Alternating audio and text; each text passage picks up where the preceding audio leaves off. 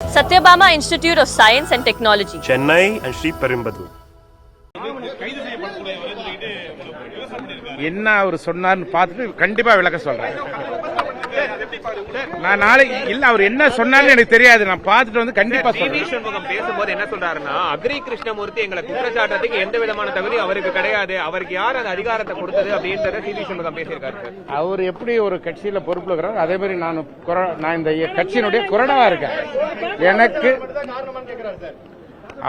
எந்த மாவட்ட செயலாளர்கள் பரிந்துரை பண்ணார்களோ அவங்க தான் அதுக்கு ரிஸ்க் எடுக்கணும், அவங்க தான் ஏத்துக்கணும்.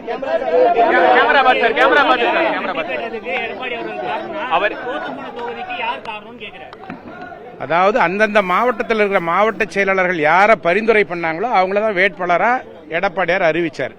அப்ப மாவட்ட செயலாளர் சொல்ற வேட்பாளர் தகுதியான வேட்பாளர் இருந்தா ஏன் அவங்க தோல்வி அடைய போறாங்க?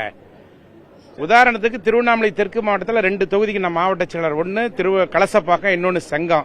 கலசப்பாக்கத்தில் நான் ஜெயிக்கிறேன். நான் பரிந்துரை சென்ன செங்கம் வேட்பாளர் தகுதியான வேட்பாளர்ன்றதுனால எடப்பாடியார் அவரை வேட்பாளர் அறிவிச்சார். அந்த வேட்பாளர் வெற்றி பெறார்.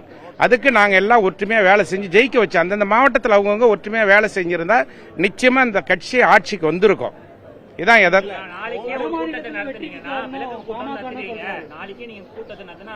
சரி. ஒவ்வொரு மாவட்டத்திலையும் நல்லா புரிஞ்சுங்க, தலைமை கழகத்தில் அந்தந்த மாவட்டத்தில் இருக்கிற எல்லாரையும் கூப்பிடுறாங்க, எல்லாருக்கும் பொறுப்பு போட்டுக்கிறாங்க.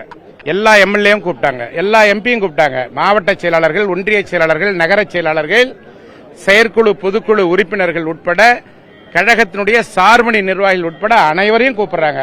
அப்ப அனைவரையும் கூப்பிடும் போது அந்த கூட்டத்தில் வந்து அவங்கவுங்க வெற்றி வாய்ப்பு இழந்ததற்கு என்ன காரணம்னு சொல்றாங்க. ஏன் இவங்க அந்த கூட்டத்துக்கு வரல? வந்து சொல்லணும் இல்லையா? பொதுச் செயலாளர்கிட்ட தானே தங்களுடைய வெற்றி வாய்ப்பு ஏன் இழந்துன்னு இந்த கட்சியில இருக்கிறவங்க, உறுப்பினராக இருக்கிறவங்க, நிர்வாகிகளா இருக்கிறவங்க பதில் சொல்ல முடியும். ஏன் அந்த கூட்டத்துக்கு இவங்க எல்லாம் வரல? என்ன பயம்? ஏன் வரல? அந்தந்த மாவட்டத்தில் இருக்கிற நிர்வாகிகள், ஒன்றிய செயலாளர்கள், நகர செயலாளர்கள் இவர்கள் மீது குற்றம் சொல்வார்கள் என்று பயந்து அந்த கூட்டத்திற்கு வரவில்லை. பொதுச் செயலாளர்கள் கூட்டிய கூட்டத்திற்கு வருவதற்கு உங்களுக்கு என்ன பயம்? ஏன் வரவில்லை? செய்த தவறுகளை மறைப்பதற்காக பொதுச் செயலாளர்கள் மீது தொடர்ந்து குற்றம் சொல்லி வருகிறார்கள். இது கண்டிக்கத்தக்கது. திமுக உடனான உணர்வு இல்லைன்னு எடப்பாடியார் சத்தியம் செய்ய முடியுமான்னு கேட்கிறார். நிச்சயமா செய்ய முடியும். நாங்கள் தான் அதற்கு உதாரணம். நாங்கள் தான் கூட இருக்கிறோம். சட்டமன்ற உறுப்பினர்கள் அவரோடு ஒன்றுபட்டு உறுதியாக அவருடைய தலைமையை ஏற்றுக்கொண்டிருக்கிறோம். எந்த இடத்திலேயும் திராவிட முன்னேற்ற கழகத்தினோடு எந்த விதமான பேச்சுவார்த்தையும் அண்ணன் எடப்பாடியார் நடத்தவில்லை. இது 100% உண்மை.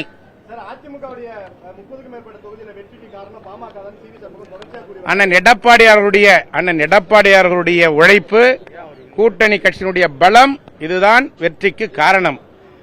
பாமக கட்சியால் தான் அனைத்து தொகுதிகளிலும் வெற்றி பெற்றது என்று சொன்னால், விழுப்புரத்திலே 2016 இவர் போட்டியிடுகின்ற பொழுது ஏன் இவர் வெற்றி வாய்ப்பு இழக்க வேண்டும்? எதனால் இவர் வெற்றி வாய்ப்பை இழந்தார்?